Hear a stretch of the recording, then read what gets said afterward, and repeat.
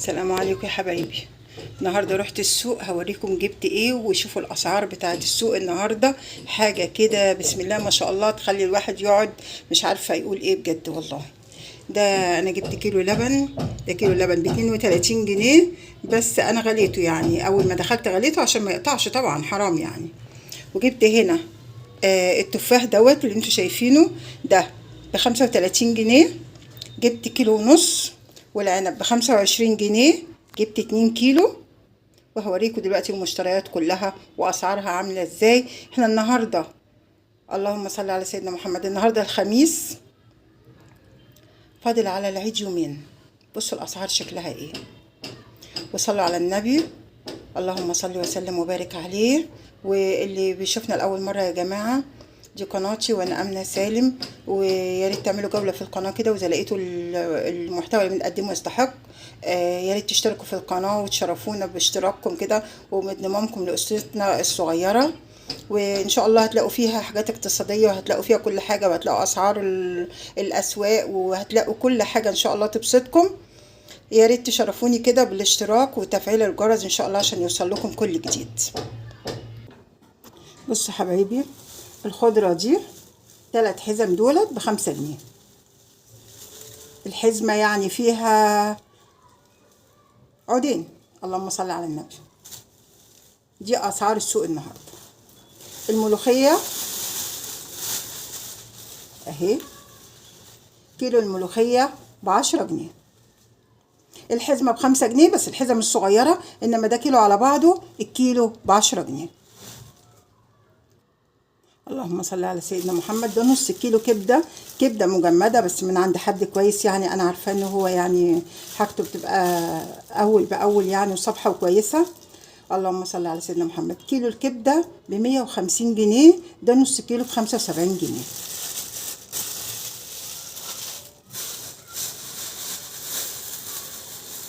كيلو البطاطس النهارده ب18 جنيه. جبت 2 كيلو ونص.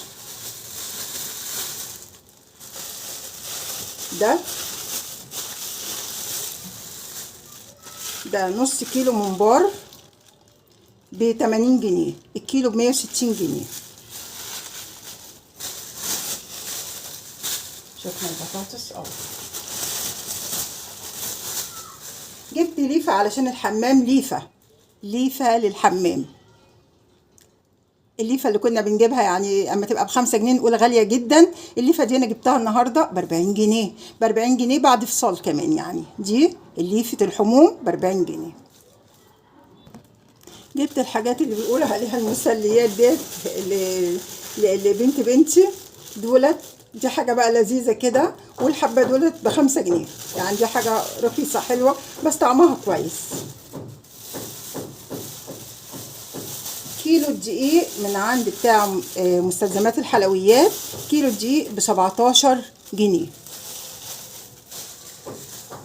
تعالوا بقى نشوف الحاجات اللي هي غريبة في أسعارها جدا. ده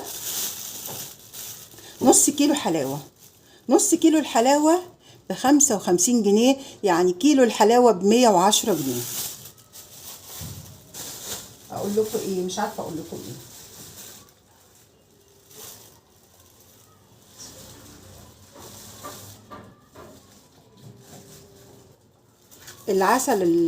العسل الاسود ب40 جنيه الكيلو.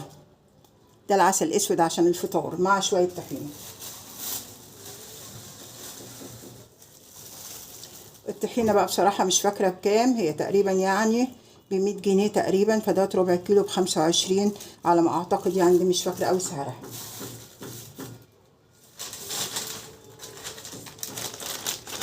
دي ليفه بقى عشان المواعين، حتى الليفه سعرها غلي. الليفه ديت او اللي بنقول عليها ايه، اللهم صل على سيدنا محمد، دي ب7 جنيه ونص.